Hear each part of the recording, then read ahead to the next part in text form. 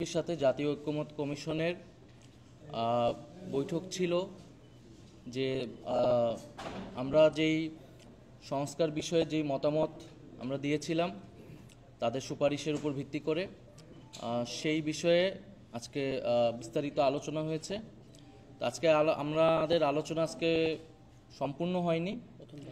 আমরা প্রথম ধাপের আলোচনা আজকে আমরা করেছি এবং তাদের যেই সুপারিশ সেই সুপারিশের এবং আমাদের যে মতামত দেওয়া হয়েছিল তার বাইরেও অনেকগুলো বিষয় নিয়ে আজকে আলোচনা হয়েছে এবং এই আলোচনা চলমান থাকবে। মোটা দাগে আমরা জাতীয় নাগরিক পার্টি বলেছি যে আমরা রাষ্ট্রের মৌলিক সংস্কার, যে সংস্কারের মাধ্যমে ফ্যাসিবাদী ব্যবস্থার বিলোপ, স্বৈরতান্ত্রিক রাষ্ট্র কাঠামোর পরিবর্তন করে আমরা একটা গণতান্ত্রিক রাষ্ট্রে প্রবেশ করতে পারবো, এটা আমাদের মোটা দাগে উদ্দেশ্য।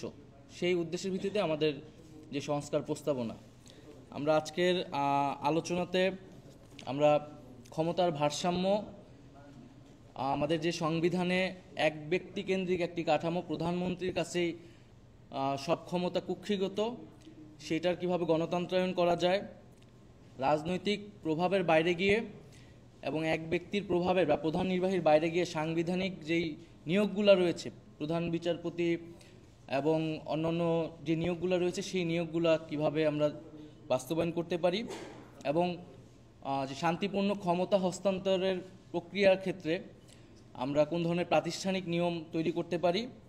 এছাড়া নারীর ক্ষমতায়ন এবং বিচার বিভাগের স্বাধীনতা, মোটা দাগে এই মৌলিক বিষয়ের উপরে আমাদের আলোচনা ছিল।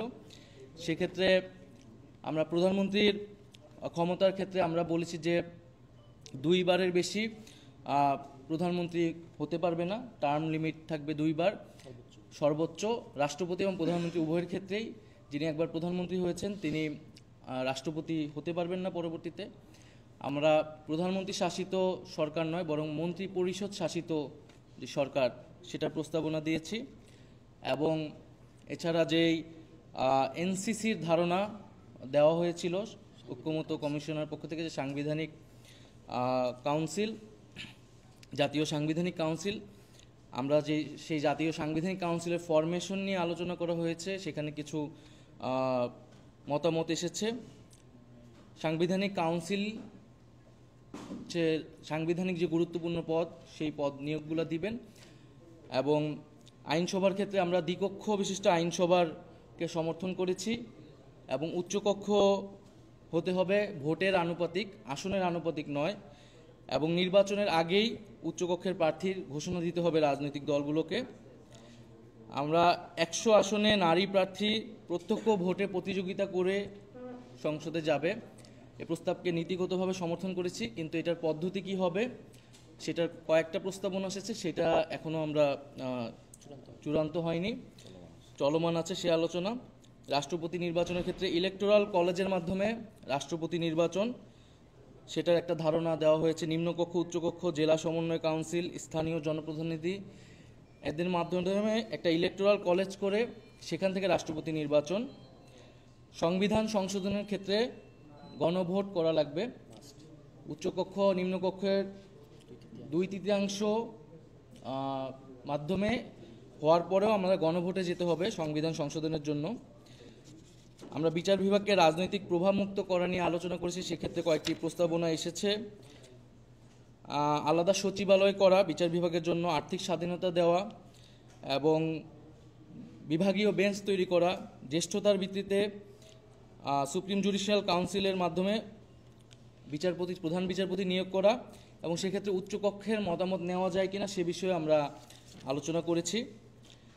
সংবিধানের মূলনীতি বিষয়ে আমরা আলোচনা করেছি যে আমরা দেখেছি যে বিভিন্ন সময়ে সংবিধানে দলীয় মূলনীতির মাধ্যমে আসলে নিজেদের দলীয় রাজনৈতিক অবস্থানকে চাপিয়ে দেওয়া হয়েছে। ফলে আসলে আমরা সংবিধানে মূলনীতির প্রয়োজন আছে কি না সে প্রশ্ন রেখেছি, যে এই মূলনীতির কাঠামোর বাইরে আমরা অন্য কোনো কাঠামো ভাবতে পারি কিনা। এবং আমাদের সংবিধানে যে গণপ্রজাতন্ত্রী এবং গণতান্ত্রিক রাষ্ট্রের কথা বলা থাকে, মৌলিক অধিকারগুলোর কথাও বলা থাকে, সেক্ষেত্রে আলাদা করে মূলনীতির প্রয়োজন আছে কিনা।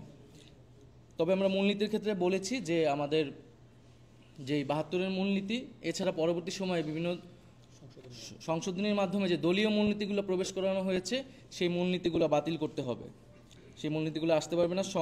সংবিধানে প্রত্যেক জাতিসত্তার স্বীকৃতি এবং প্রত্যেক জাতি, ধর্মীয় জনগোষ্ঠী এবং এছাড়া বিভিন্ন নৃতাত্ত্বিক জনগোষ্ঠীর যেই স্বীকৃতি এবং অন্তর্ভুক্তি সেটার নিশ্চিত করতে হবে সংবিধানে। ইন্টারনেট প্রাপ্তির নিরবিচ্ছিন্নভাবে ইন্টারনেট প্রাপ্তির অধিকারকে মৌলিক অধিকার হিসেবে স্বীকৃতি দিতে হবে।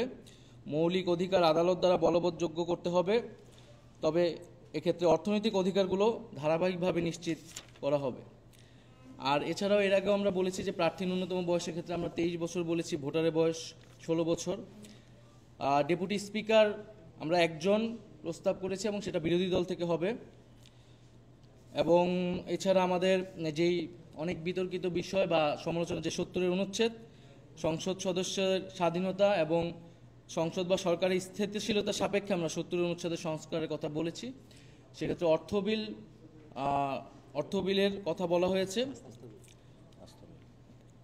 এবং স্বাধীন কমিশনের মাধ্যমে নতুন করে সীমানা পুনর্নির্ধারণের প্রস্তাব আমরা দিয়েছি।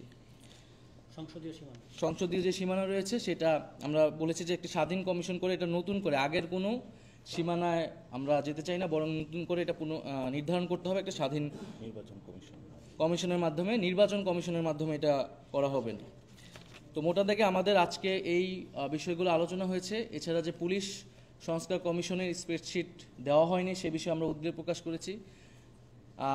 এছাড়া আমাদের দুদক, পুলিশ সংস্কার কমিশন এবং জনপ্রশাসন সংস্কার কমিশন বিষয়ে আজকে কোনো আলোচনা হয় না, সেটা পরবর্তী যেদিন বৈঠক নির্ধারণ হবে সেদিন আসলে আলোচনা হবে।